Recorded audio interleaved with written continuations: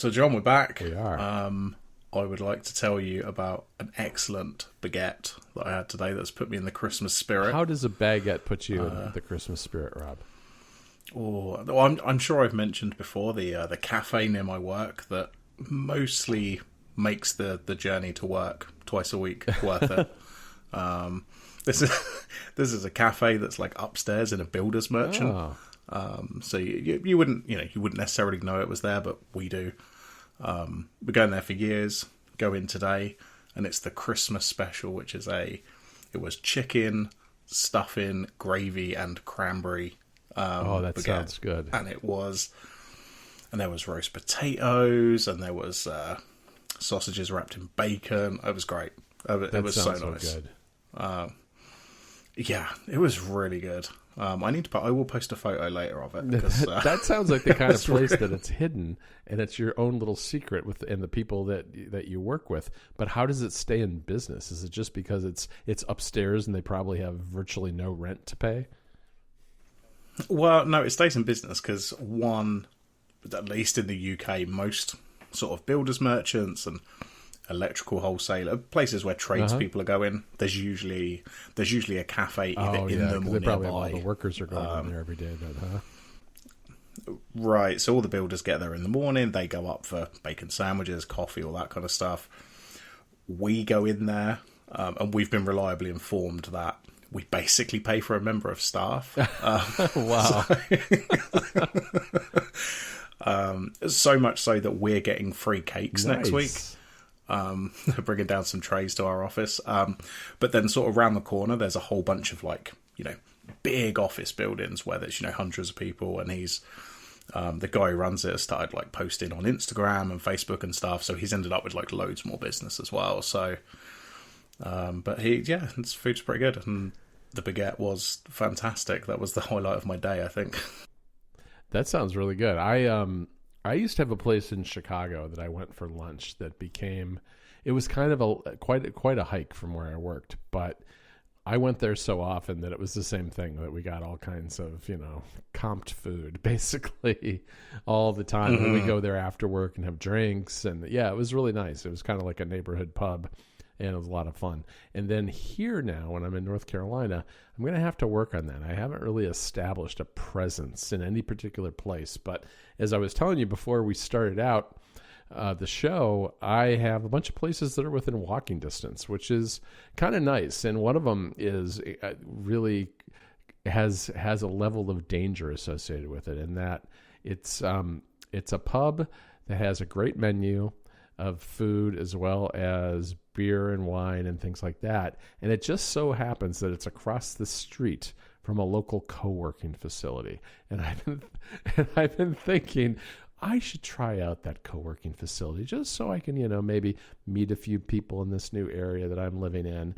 And then, when I'm done at 5:00, just literally 20 steps across the street is this pub, and have a little happy hour. And so the co-working facility plus the pub, that could be a very expensive habit very quickly. But I'm thinking in the nicer weather, it might be a thing to do. I mean, it's literally like a third of a mile from where we live. So it takes me less than 10 minutes to walk there. But that sounds perfect. So it's absolutely perfect where you can go meet some people, get some food, have a drink, wait for Jennifer to get home. Exactly. And then she says, where are you? Well, and you're in the pub again. And she works till 6:00. So, I could quit at 5, go have a couple of pints, maybe a snack, and then be home before she walks in the door. So we'll see. We'll see. Okay, I've been here all day. I don't know. This is where I have to pause for a moment, Rob, and ask listener Debbie to please not tell Jennifer this. Because she's going to text Jennifer and tell her what my plans are for the summer. I just know it. But hopefully she'll respect the order of the podcast and not rat on me.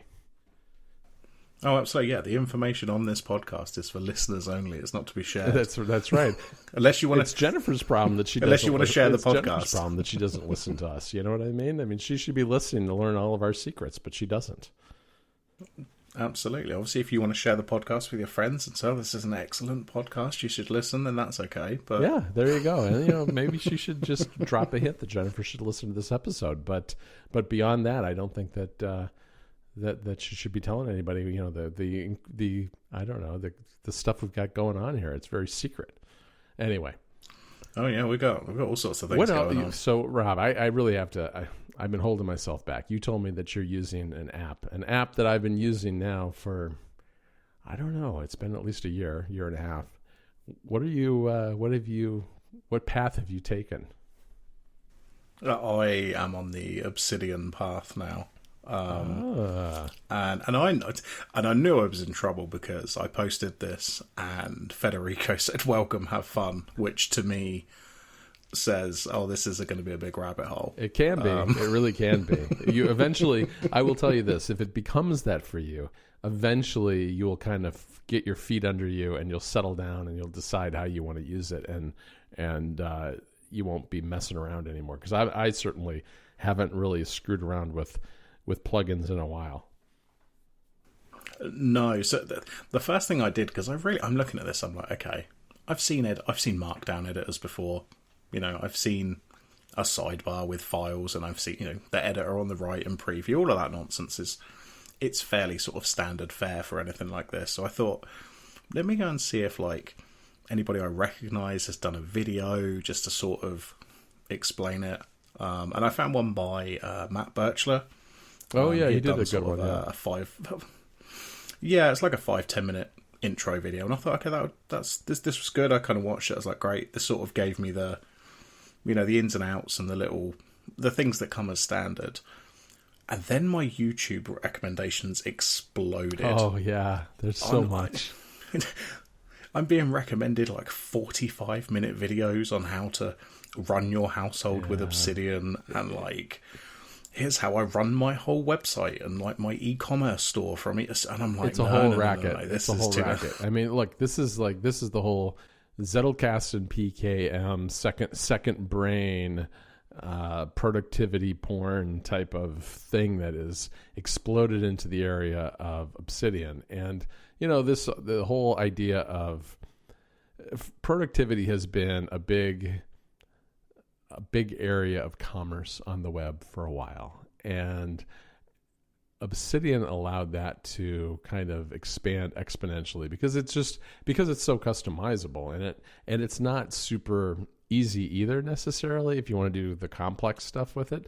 So it lends itself to explainers and videos, and because it's so customizable, yes, you could run your whole life in it. I don't really personally think anybody should, but yeah, there's a lot of that stuff. And I really when I started using it, my number one piece of advice for people who want to try Obsidian is don't watch any of that stuff. Just figure out enough so you know kind of how the app works, and then just start taking notes or writing or whatever you want to do in it, and see and then explore how it fits with the things that you do and that you might need.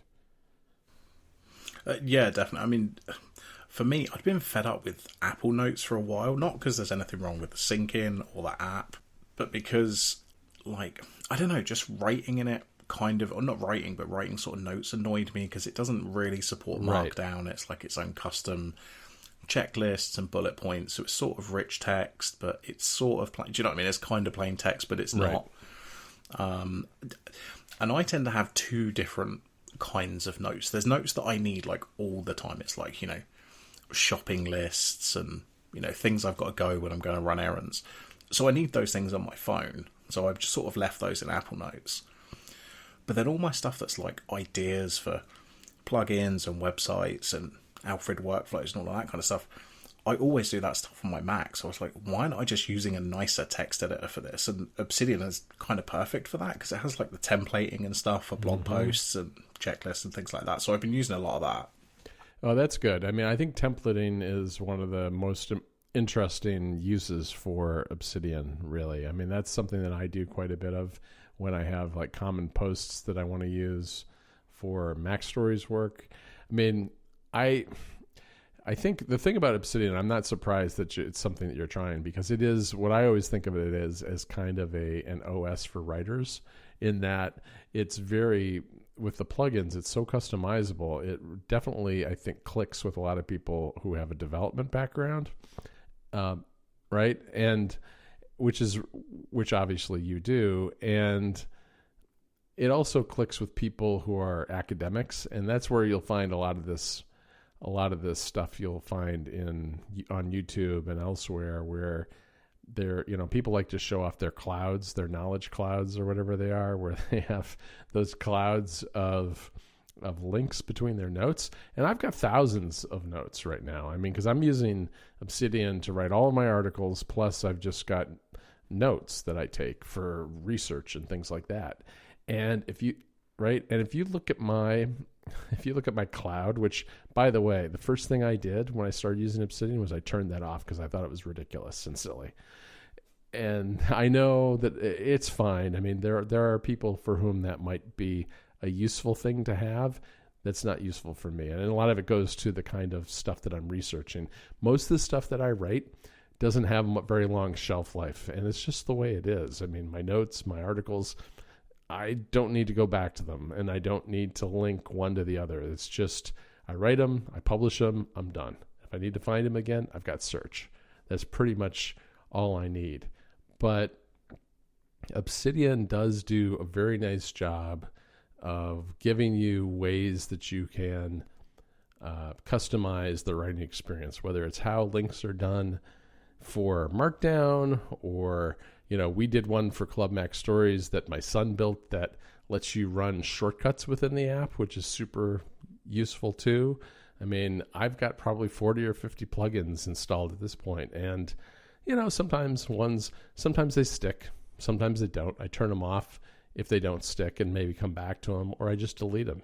But that's what's nice about it. It's very extensible, and it has a huge community behind it that's making all these things. There's even, there's all kinds of task management and project management things you can do with the app at this point too.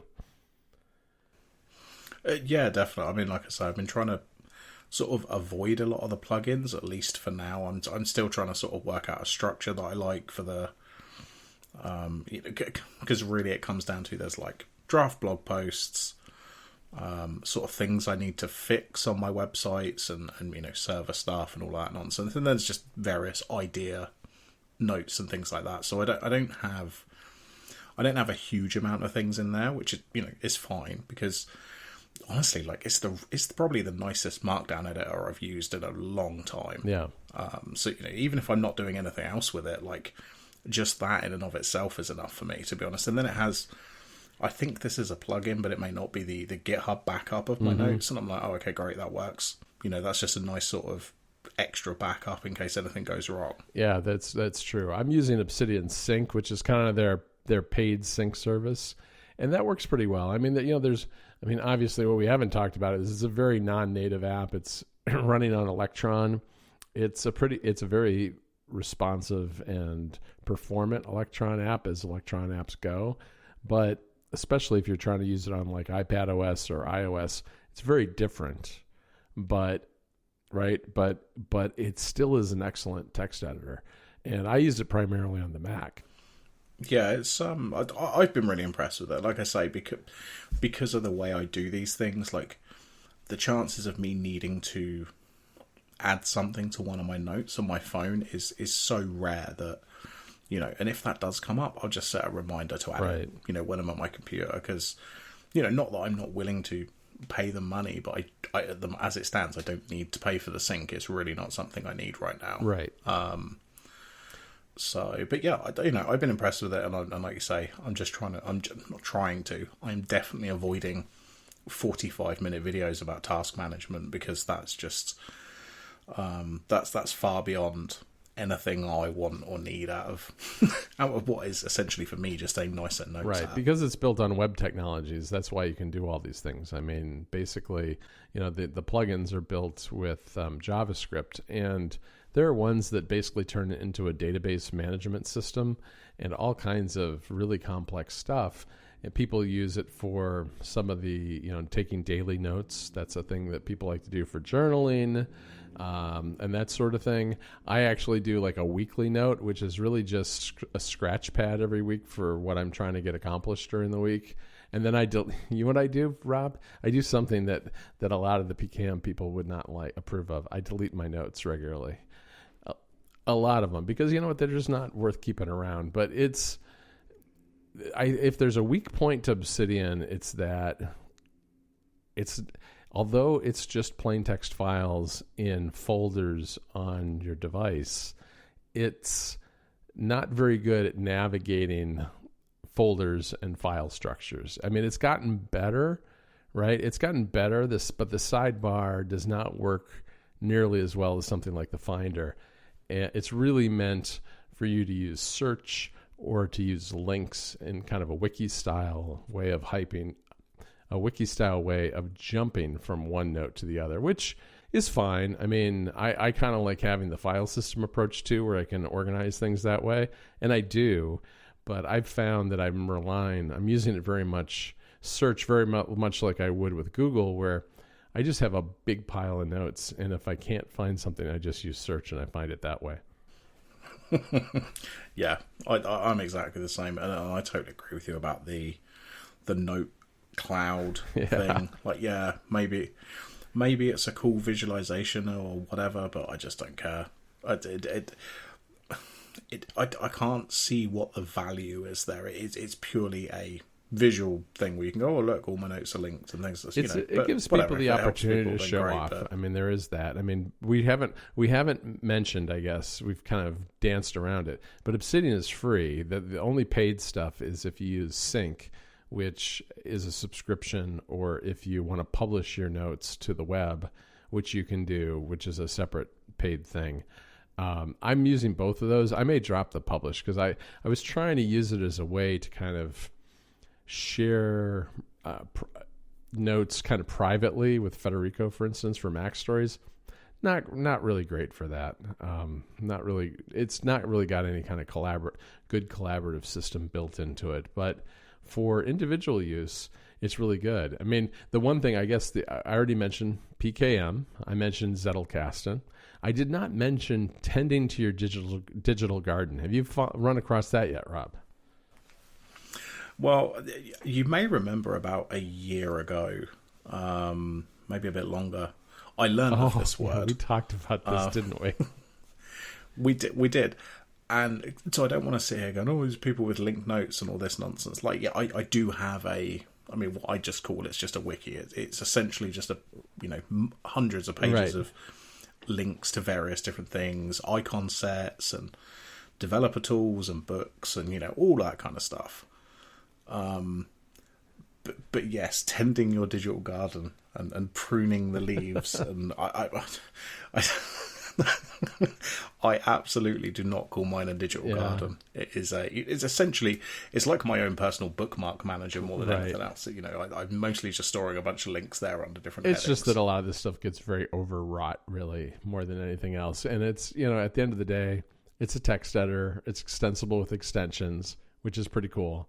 And yeah, it's probably not for everybody, but it's good for a lot of people. So, Rob, I want to say that I am recording for the first time with my blinds up because I'm in my new place and I'm really near the sidewalk and school's getting out and I'm watching all these cars drive by with people going to pick up their kids at school. This school really goes from like preschool all the way to high school. So there's a lot of kids at this school, not too far away. And some of the kids are walking by and watching me talking to you. So we've got an audience of sorts today. Yeah, and that's fun. That's nice. You get it's like you're in a weird human. It is. It's like being in a fishbowl, and that's why normally when I record, I pull the shades down and I make it so no one can really see in. It is.